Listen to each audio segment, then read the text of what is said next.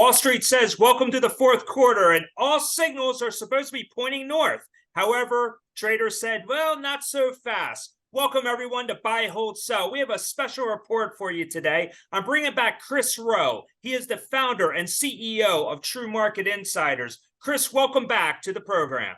Thanks for having me, Todd. Well, listen, Chris, I had to bring you back. I saw your note that you sent me today, and you scared the hell out of me. You have a bearish signal that has actually been accurate. This is the fourth time in history that you've received this bearish signal. You're 100% on this thing. You're 3 for 3. You're going for 4. Well, hopefully not 4 for 4 because it's a bearish signal. And we weren't going to have a show today. We were actually going to wait to see what happens. We have a big jobs report, as you know, coming out on Friday. We have some other shows that are planned, but I had to go right to you today on this because I know that the public wants to know, because this is a buy, hold, sell exclusive. But Chris, please tell the world what this bearish signal is all about. So it's the fourth time that I've seen it since we started tracking it and just started calculating this equation. Long story short, it's kind of a momentum signal. And what it does is it helps to sidestep market declines. So you've got a lot of models that are set to try to outperform when things are going well. This model's superpower is that it sidesteps market declines. And the 3 times that we received this signal since we started tracking it, and that was back in the beginning of 2007, right before the 2008 crash, meaning like a week before, COVID, barely into the COVID crash, and then last year, 2022, going into April, which the market kind of rallied back up right before it really came back down. And if you remember last year, the first half of the year was the worst first half of the year since, I believe, 1970. So that's why I think Todd's saying that he's scared to death when I bring this up. But I just want to caution everybody not to get too bearish here. I want to make a case for a long-term bull market. In fact, it's probably the best thing that we could have seen, because we do want to see stocks come down. I'm seeing a lot of strength in the long term. It's seasonally a weak time, October. It's usually when you get a dip. And everybody gets a chance to load up on their favorite stocks before you go into that typical Santa Claus rally. Okay, so here's the thing, though, is that we've had a number of people on the show that have been very optimistic about the fourth quarter.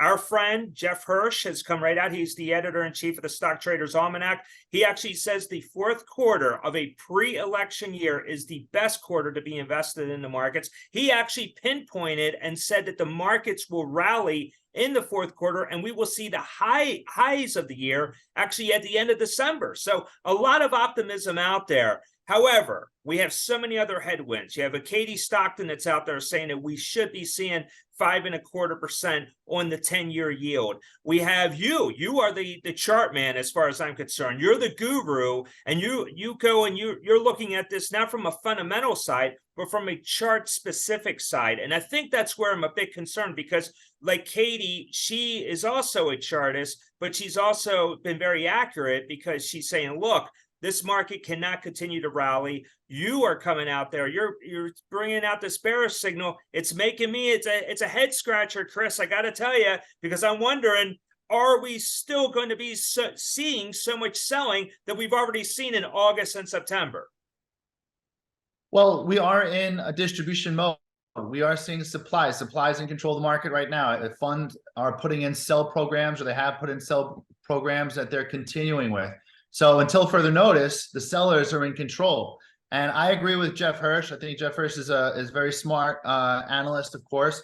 He's focusing on cycles and seasonality. And usually they start their best 6 months.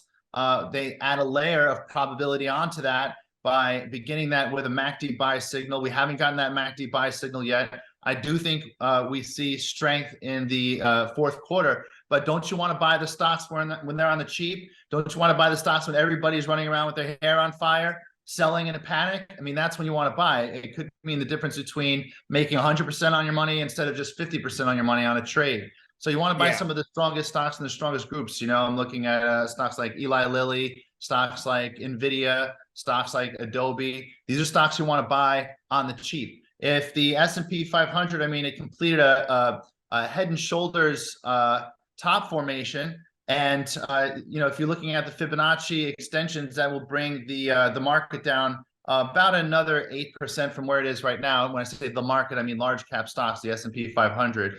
I'd like to make a case for a long-term bull market. I might have done it on your show in the past, but if you don't mind, if I can grab the screen from you, I'll just Absolutely. show what I'm seeing here. All Yeah, right. and the viewers, and for those that are listening to the show, please go to the video as well. Chris actually is going to be pulling up some charts. He's going to be showing us, really giving us a great lesson that we all need to hear and learn from, because he knows what he's talking about, and you definitely want to take a look at these charts. Yeah, and remember, when charts can be used for different things. Some people, when they hear charts, they just think about the candlestick patterns and the head and shoulders pattern. I'm going to show you something using charts, but I want you to really think about, when I say you, the viewer, to think about really what is happening here. Because let's start with this premise: the people that are trading or investing trillions of dollars are the people who have the most power. I think we can agree with that. They have the most power, Yeah. they have the most influence. Not only do they have a good understanding of what's likely to happen in the future, not only have they spent millions and millions of dollars researching it, but they also can change the future and make sure their investment's working out. So when you see trillions of dollars move in any direction, you want to pay very close attention to what they're saying and what the market's telling you right now. One thing, as an aside, that I'll mention is commodities continue to get stronger. That means inflation by definition. All right. So let's know that the inflation story will be there. Yet the equities story continues to be strong. So let me show you this, let me tell the story with charts. So this is a chart of the S&P 500. It dates back to 2007. The entirety of the study that we're talking about, when we say that we've seen this signal 3 times in the past, we're seeing this bearish signal again. But the bearish signal we're talking about is intermediate term or short term, maybe weeks. Okay, weeks of bearishness, maybe a couple weeks of bearishness. It doesn't mean we're going to get a crash or anything like that, but keep that in mind. It's in the context of a big bull market. Now, if you look, the last time we've seen the bullish super long-term signal was in Q2 of 2009. That was after the stock market crash of 08. That's after the market bottomed out and did its basing stage. And that's when it launched into its advancing stage for the first time. And what we saw at that point, and I'm showing you the chart of the stock market to show what happened, what was happening to the stock market last time we saw this big bullish signal, is we saw lots of, I'm not going to say money or cash, because that cash by itself is an asset class. Okay. You can store your value in cash. You could store it in real estate, fine art, stocks, bonds, commodities, whatever. So money, we don't want to just call it money. We want to call it value. So value has moved out of cash into the US stock market. Value has moved out of fixed income in a big way, especially the safest fixed income instruments, into the US stock market and to international stock market for that matter. Value has moved out of currencies outside of just the US dollar into the US stock market. And it's done so in a way that we haven't seen since that 2009 market bottom that launched into a new advancing stage. I'll break it down for you like this. You've got 4 stages of the stock market cycle. The big chart that we were just on went through a couple of different, cycles of this, but here we're going to zoom out to the beginning of 2001. And I'm going to show you, it's a very ugly chart. I just threw it together because I wanted to show you on buy sell. I wanted to make sure that we got this to you as fast as possible. Buy, hold, sell. Topping stage, declining stage, basing stage, advancing stage. There's 4 stages. Each of those stages has a different program, a different rule book, a different playbook. And the reason that most people lose money or underperform, including fund managers, is because they always forget that the stage that they're in is going to end and a new one is going to begin. And again, it has a different playbook altogether. So what a lot of investors or most investors do is they're using the playbook from the old game and they're applying it to today. And that's where they get hurt. So right now, make no mistake, we're in the advancing stage. We're in a new bull market right now. We've finished with the basing stage. The basing stage, first bottom in June, second bottom in October. And then we had these 4 arrows here. I'm going to zoom into those.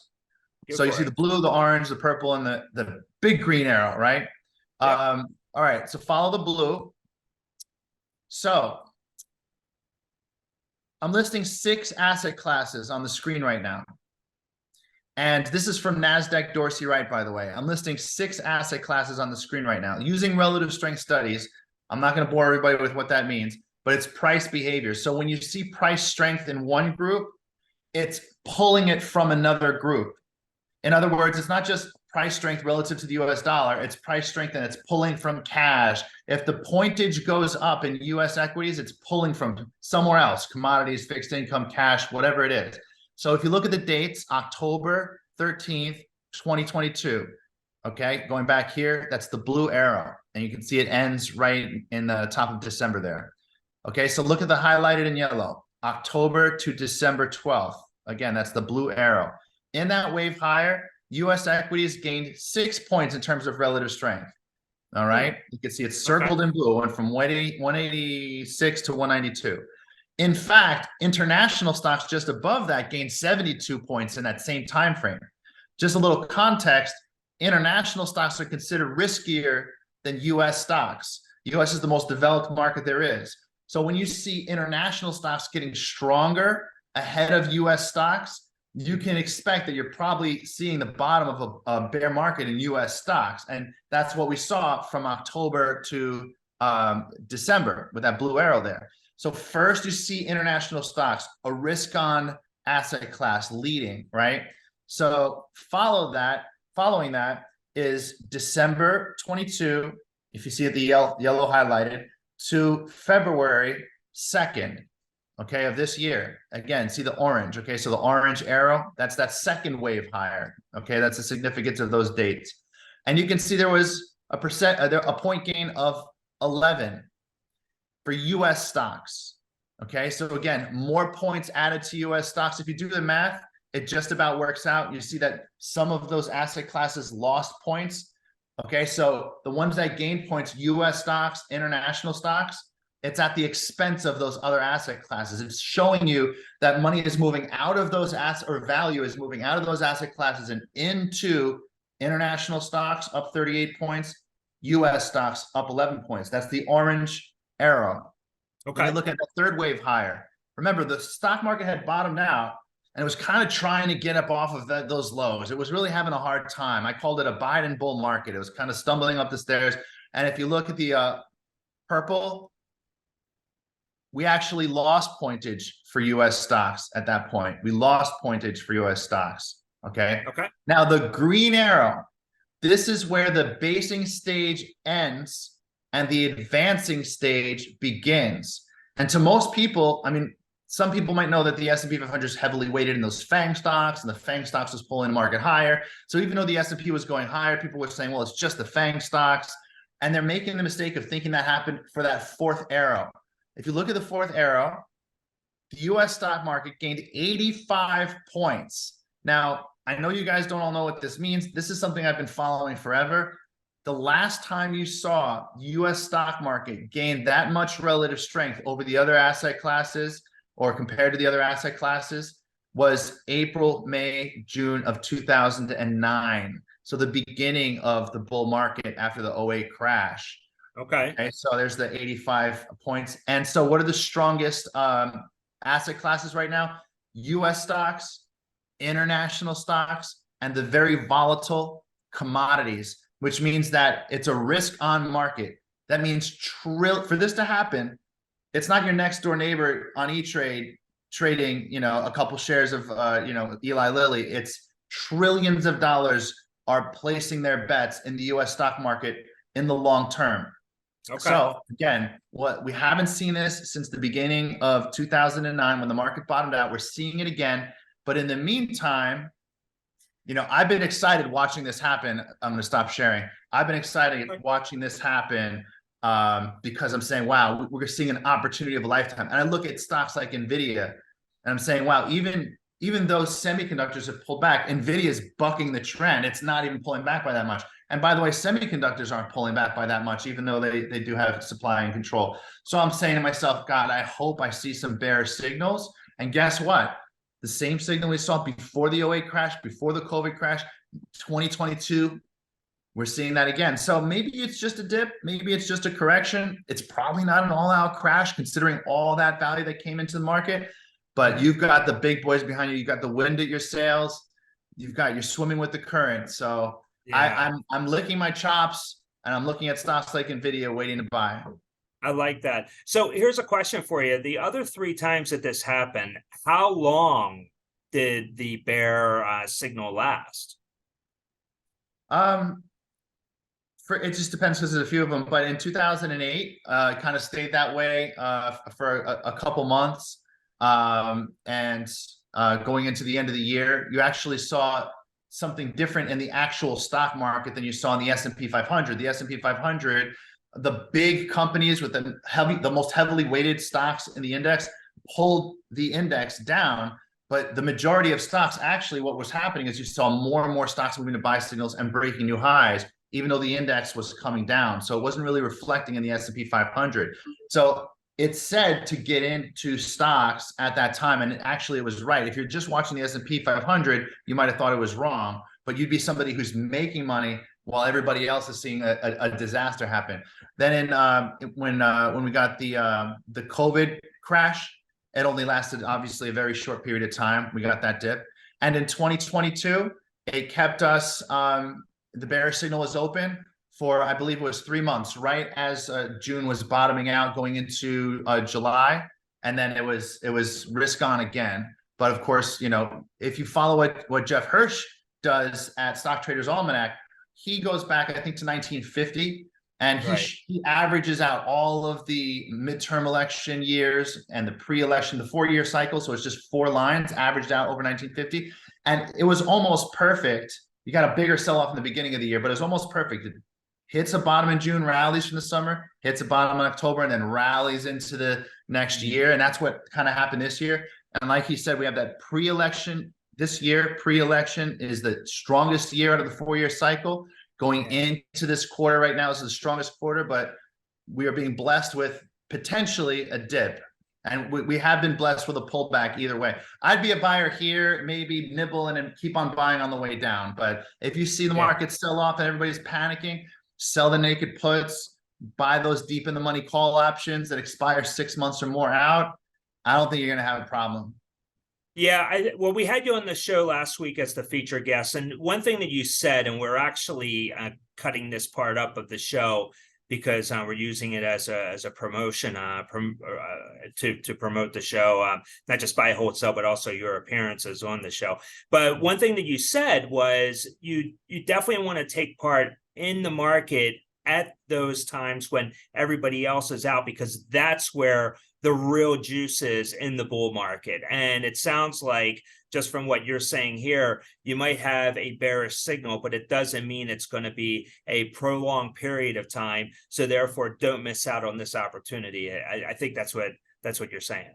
Well, the last thing you want to do is hedge too much. You don't want to be all out bearish in a market like this. If I had a choice, you had to be all out bearish or all out bullish. Be bullish, no doubt, and just ride it out.